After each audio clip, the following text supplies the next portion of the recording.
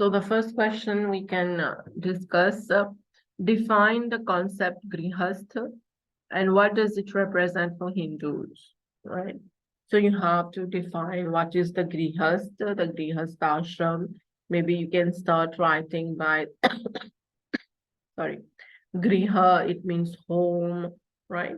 You can start by that also. And what does it represent for Hindus? So it's again in purpose, no? For Hindus, the grihastha ashram. So you can write about it. What is that purpose? What is that importance for Hindus, right? So it will be for 5 marks. Next one, examine the reasons why the 5 great sacrifices. The 5 great sacrifices, Deva Yagya, Pitri Yagya, Brahma Yagya, and Bhuta Yagya, and Atithi Yagya, right? The 5 great sacrifices. So examine the reasons why the 5 great sacrifices are still relevant today. The question, first of all, est-ce qu'il is still relevant or not, right? Of course, they are very relevant even today. We do those great sacrifices, fairly in a way or other, but we don't realize that, okay, this is called Pitri Yagya, that this is called Brahma Yagya. We don't realize it in that way, okay? And they have taken different forms as well, the 5 great sacrifices. They have taken different forms. For example, the fire sacrifices. We do that, yes, we do fire sacrifices, mais pas comme longtemps, c'est faire. Maybe with some changes, we rarely do it, ou bien whenever there is an occasion, then we do the fire sacrifice, ou bien quand on a festival also, but we are doing it. But the word sacrifice itself, the word yajna, please remember to quote Bhagavad Gita here, Bhagavad Gita chapter 9, where Krishna explains about yajna, sacrifice. Sacrifice is not only the fire sacrifice that we do, but working for the welfare of people. Maybe you help people, or bien you get in an NGO. For example, nous rendons un NGO, nous avons beaucoup organizations, no? Whether religious or not, but we work for the welfare of people. Rotary, right? We are doing the work actually. Maybe we are not aware of that we are doing the 5 great sacrifices, right? So you'll have to write about it, the 5 great sacrifices, and what is maybe the modern way of it, how we are doing it, right? Pas seulement with a ritual. So this is number 2. Number 3. Number 3 and 4, you can do both of them. Ou bien you choose one to do, up to you, right? Normalement, nous pas prendre des questions 15 points, only one. It was either or, right? So modern Hindus might find the exigencies of grihastha ashram too obscure and difficult to practice. Assess the view that this statement is true. Modern people, modern Hindus today, maybe they find it, that demand, exigencies, the demand of the grihastha ashram, very difficult, very obscure to put into practice. En d'autres mots, to put into practice the grihastha ashram, bien obscure or difficult. So do you agree with this statement or not? You need to write about this. Sorry, is this statement true or not, right? But one thing is very much true, that we can't follow whatever has been written as it is. We can't do that today in this modern age, where we don't have time. most of the time we say we are busy, right? We don't have time because we are involved in so many activities, whether those activities are spiritual activities or even material activities. Both of them, we are involved in both of them. Most of the time, peut-être material activities, right? So,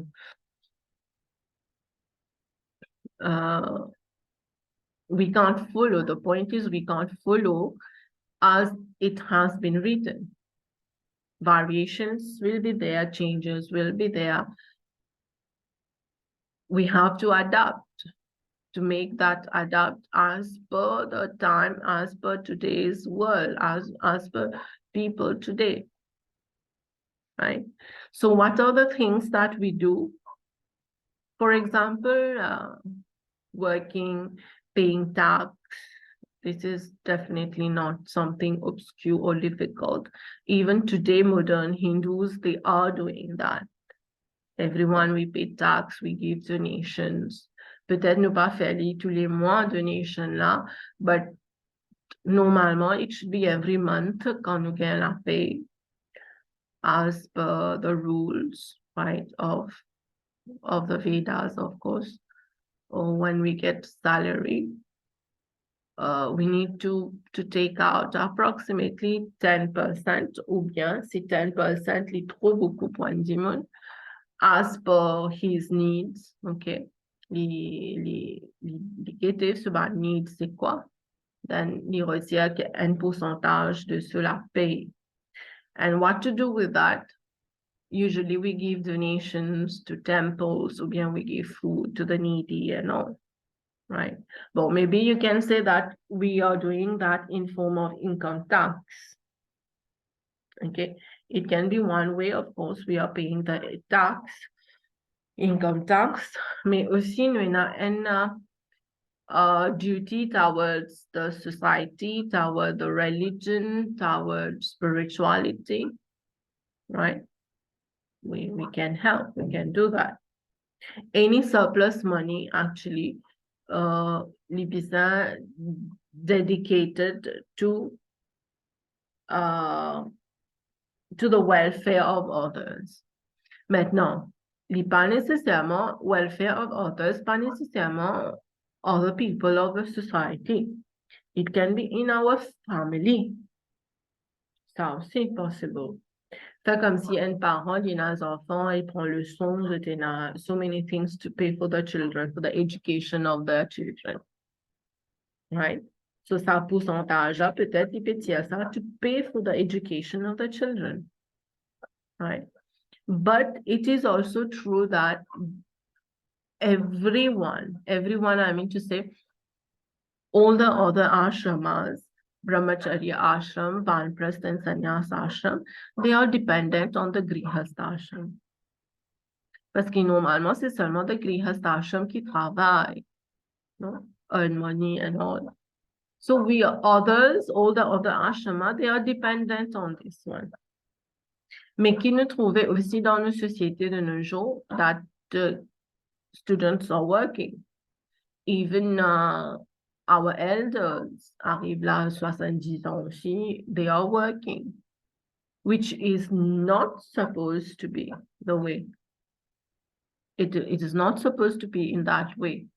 At this time, so the body is very weak, fragile, you're supposed to take care and not to work.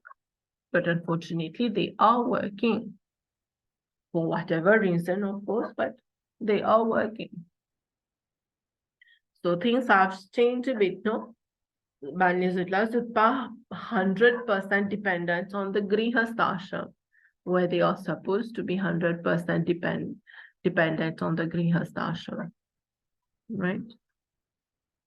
So you discuss about that, what are things we easily do, and of course you can add the pitri rin, the satwa ditla, the 3 rin, and you can mention the great sacrifices also, but don't work giving too many details here, right? Now the next question. Divorce and abortion is not recommended for a Hindu household. Analyze this statement from your study of Hindu ethical traditions. Donc, divorce and abortion, right, is not recommended for a Hindu householder. That's une grande discussion, ça, right? So up to you, what is your point of view you write? What is your perception? You are going to write that. Okay. If you agree that divorce should be there, we clearly. If you agree abortion should be there, of course you write it, but you justify your answer, of course, right? Let's talk about divorce. Normalement, when we get married, qui fait nous faire les tours différents normalement, nous, ben, Hindus, quand vous êtes mariés, vous êtes go around the fire. Why do we go around the fire? Right? The fire is representing God here. Okay, it represents God. And going around that fire means we are taking vow that of our marriage in front of God. That's why the Hindus, they consider the marriage to be sacred. Peut-être une disait, attendez, that marriage is sacred. Qui fait les sacred parce que it is done in front of God, taking as God as the witness. Right? Quand nous faisons mariage civil, là-bas, pas God qui witness. Nous avons des witness qui signent pour nous. Right? But in the religion marriage, God is the witness. That's why we say in the Hindu tradition, there is no divorce. Because quand nous fait les tout fait là, nous marions, nous take the vow, non, nous promise. And if you take the example of Ram, okay, Ram, dans Ramayana, souvent, il dit à nous que pran jaye par vachan na jaye. We can die, but whatever we have promised, we have to fulfill that. This is usually the basic value, you can say, virtue that we have been following, abiding, right? So that's why divorce is not considered proper. If I talk about the Hindu house life, right? It's not proper and it cannot be done. Même si on finit à prendre divorce on paper, but religiously, est-ce qu'il nous prend divorce? Qui nous capable faire religiously pour nous take a divorce? There's no ritual, there's nothing for that.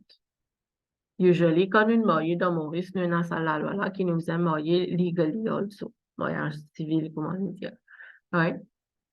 Et if I want to get divorced, qui me fait aller, bureau, l'état civil, mon divorce, etc. There will be case, I know. I'm going to sign a paper that I'm divorced with this person. But religiously, qui nous fait? We don't do anything. There isn't anything which exists. Ne pas qu'à faire les tout fait là, les contrats, c'est pour dire, okay, I'm taking divorce. We can't do that. It's a promise taken in front of God, so we have to abide by that. Right? Maintenant, of course, mon connu, ça fait penser beaucoup de choses là. If there is a marriage where there is domestic violence, for example, should we continue to stay the marriage, ou bien the divorce is a solution? Si nous cause Manusmriti astea, as per Manusmriti, l'idéal comme ha, me prend exemple qui n'est cause pour Stri Dharma, right, in Manusmriti. That if your husband can be the best person on earth, ou bien li capable the worst person, li capable like a beast and all, whatever, we need to stay with that person. This is as per Manu Smriti. Right? We need to stay with that person. Manu Smriti. Okay. And elle qui fait lui dire ça parce que elle peut-être il consider as karma. Nous fait ça karma là, à cause de nous, ça du monde là dans le lave, which is partly true, right? Which is partly true.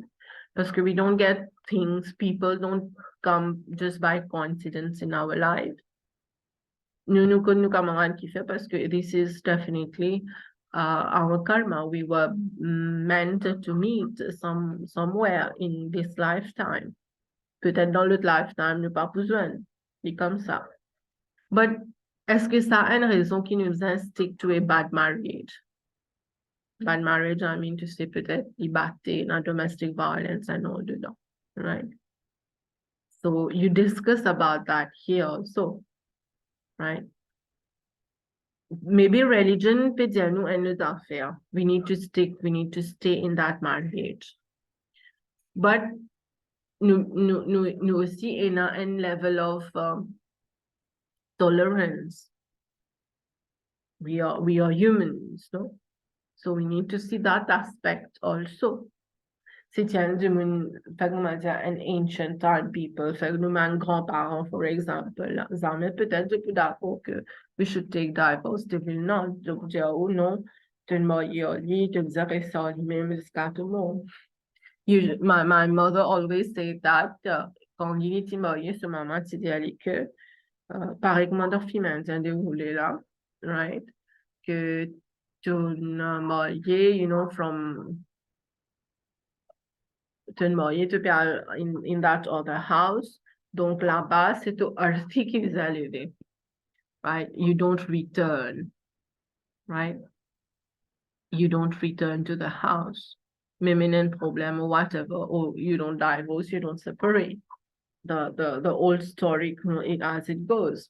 My mother always said that. So Mama Indian, right? It was that set of tradition or values qui maintenant tu peux follow. But yes, things have changed. No, same tolerance, right? We don't have the same tolerance as maybe our great grandparents. We don't have that, right? So Divya says nowadays there are husbands who take drugs and are not able to take responsibilities of children and wife. Yes. So the question là, il revient pareil là. Fait comme si a husband takes drugs, a husband il prend mauvais chemin, right? So as a wife, for example, as a wife, should we leave the person dans problème lié ou bien take care of the person to take him out of the problem? That is the point actually que Manusmriti in refer to. In Manusmriti, if our partner is in difficulty, in mauvais chemin, this is our duty to take care of the person, to make him or her a better person, pour t'y aller dans son problème. Et non plus pour quitter moun là. Right? But, comme on dit, the tolerance level is not the same. We can't. If the husband is taking drug, for example, you know, aussi domestic violence, you can't live in that space, in that environment. So divorce is the solution. Instead that we suffer, right? Instead that we suffer. So divorce should be taken in such situations, right? Mais of course, depends on fait qui pour nous fait comment dire, the partner in maltraite l'autre partner. For a reason.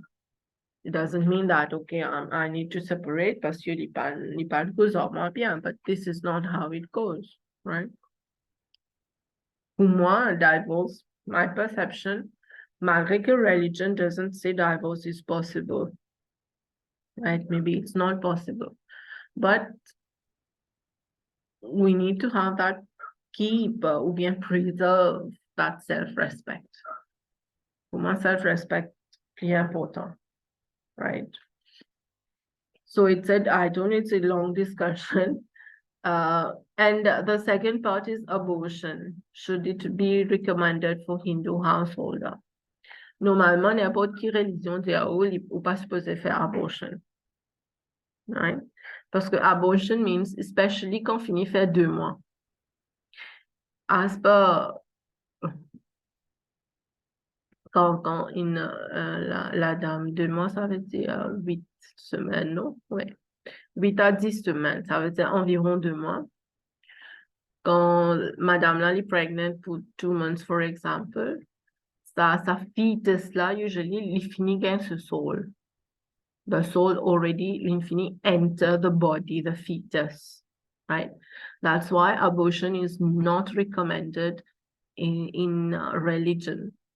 If I have to be specific in Hindu religion, mais n'importe quelle religion dit ou pas supposé faire abortion parce que it is killing of nous peut tuer, nous peut faire murder, right? But again, in unwanted pregnancies, in peut-être pregnancies out of a rape, ou bien pregnancies out of maybe you can't declare that to people because it is l'inajayas, comment on dit, right? Tout ça là existait. But si nous cause householder, Hindu householder, ça veut dire within the marriage là. Within the marriage, est-ce que nous devons faire abortion? Right? Nowadays, we can easily, thanks to science, we can easily know is it a girl or a boy. We can also easily know that est-ce que baby is healthy or not. Ou bien peut-être il peut avoir un handicap. Il y a beaucoup de monde quand vous connaissez l'enfant lié à un handicap, vous fait abortion. Right? But again, I'll come to karma here. Qui fait, enfin, take your example, zut même. Zut parent, in gagne zut, non? Qui fait zut? Why not me in your place? Why not someone else in your place? Right? Because this is karmically, it had to be like this, as per the karma of your parents. Fait comment dire, fait comment dire, nous bien méchants, right? C'est as per the karma of the parents, l'enfant il est comme ça. Il y a un enfant qui est méchant, right? It karmically bounded like that. It had to happen like that. So c'est ça the point, même si un couple il begins enfant qui est mal formé, whatever, it's all about karmas, right? So within the householder's life in the grihastha ashram, est-ce qu'il est do it or not? Normalement, no, right? But because it is murder, right? And especially still in finit 2 mois, parce que after as from the 2 months, il finit his soul. So we can't do that. Ethically, it's not correct. Okay. But maybe comme on dit, unwanted pregnancies qui existaient, etc., within the householder's life. Maybe based on that, they do abortion, right? So you discuss about it, but ethically, lipa correct, at least murdering is not correct, but you discuss and you write your point of view, publier, your perception, how you think it is. Si vous pas d'accord du tout that abortion should never not be practiced, the Hindus should not practice, of course you write that, you stick to what your perception is, right? But this is something which is alarming, an alarming situation in today's world, in the grihastha ashram, right? Voila, this is about the grihastha ashram. We have